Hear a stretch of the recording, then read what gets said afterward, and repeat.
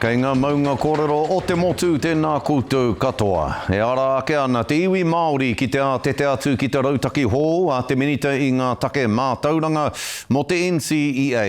Torurau tāngata i tai atu ki te hui tuatahi a ngā kura āiwi i ngā tau nei.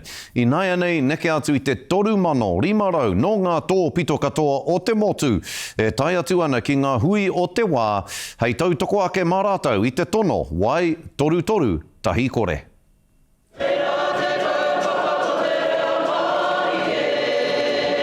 Waiata ngātahi ngā kaiako no ngā kura ā-iwi mō te tono ki te rōpū whakamana i te tiriti.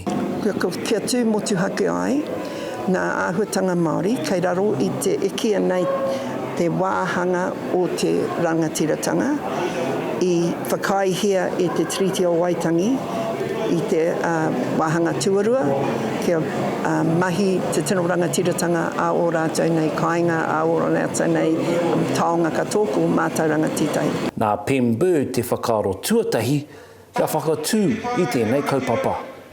Ara te whakatauki, mō tātou mā tātou ai kia tātou. Ko tātou tonu, te huarahi whakawātengia, o hanga he huarahi ke.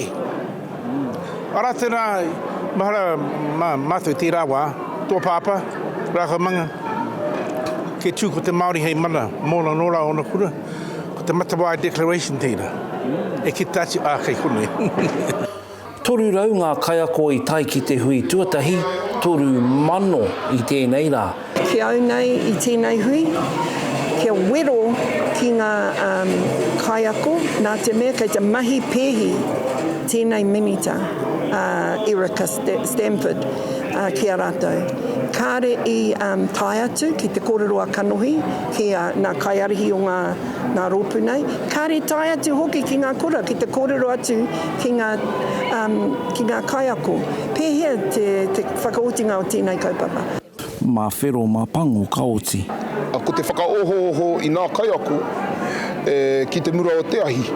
Whakatō i te mana motu ake me te tino rangatiratanga, me te mea no hoki kia kaua rātou e taka nā rahu, kia koke tonu whakamua rātou, i roto i ngā mahi. 3,500 ngā kaiako me ngā tumoaki, hoi ko te rahi o te iwi Māori kei raro i te 30 tau, te pakeke. Ko ngā uara me ngā tō mairangi ka whakatō ki roto i ngā tamariki. Ko ngā manu pīrere, ka kōrero a te ahiahi nei, pōtaka maipi, te karere.